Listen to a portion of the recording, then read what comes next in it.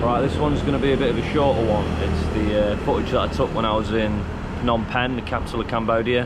I was only there for a couple of days, so I didn't take a lot, but all I did was go to the Genocide Museum in the Killing Fields, and normally I'd just stick it in with some other places that I've been, but it feels kind of weird tonally to put it in with anything else, just because it was really dark, and obviously it's a very morbid history. So yeah, this one's just going to be short, and it's just from when I went to the Killing Fields and the Genocide Museum. So yeah, enjoy.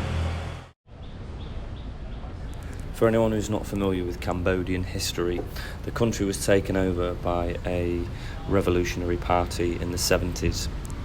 The party was called the Khmer Rouge, and they were fronted by a guy called Pol Pot. And basically what they wanted to do was revolutionise the country and the economy by forcing all of the people out of the cities and making them work in these camps in the countryside, where the idea was to boost the economy through mass agricultural boost. But it didn't work, and the party, especially Pol Pot, was a bit of a schizophrenic psychopath. So they opened all these prison facilities. This one you're looking at now is called S21, and it used to be a secondary school, and these prison facilities were opened all over the country, and people were sent to them where they were interrogated and tortured and made to confess to things that they didn't even do. So the place now is a museum. You can see here, this room's got all that information about the people who were part of the Khmer Rouge, and it tells you about where they sent people from the cities. And then you go through to the next rooms, and you can just look at all these mugshots from all the people who were sent here, and it is harrowing. Like, the look on some of the faces is very dark.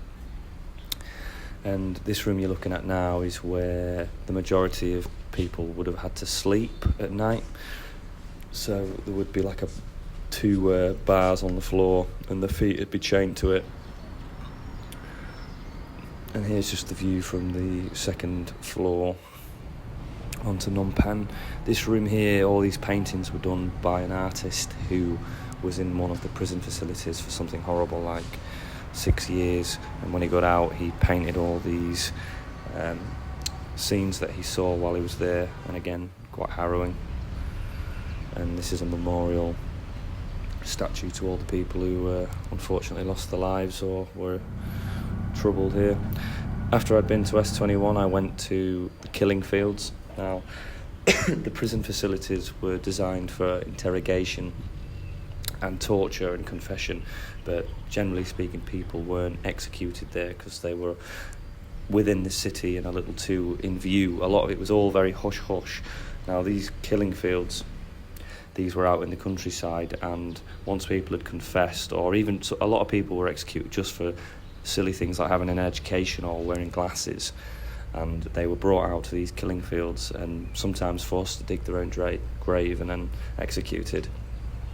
But again, I know this is all really dark and harrowing, but it is fascinating if you ever do go and you get the chance, and you're not in I suppose not in a dark place yourself. I would definitely recommend going. You get the audio tour, and it walks you through. You walk around, and it tells you all about these bits and pieces.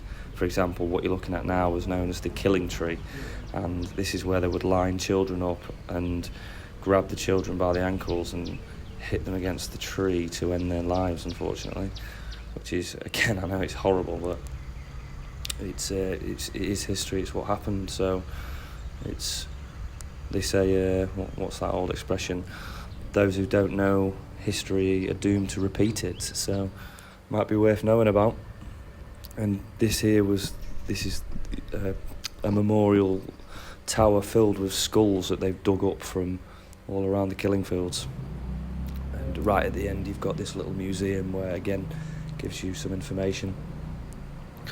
So yeah, fascinating place, very interesting. Alright, that's going to be all for this one. I've got quite a few videos backed up from places that I've been really sloppy with the vlogging recently, so sorry about that. But I have got quite a few videos that just need editing, so hopefully there'll be another one up very shortly. And but yeah, other than that, I know it's a bit of a morbid one, but hopefully you found it a little bit interesting. And give the video a like, drop us a comment, and as always, thanks for watching, and I'll catch you in the next one. Peace.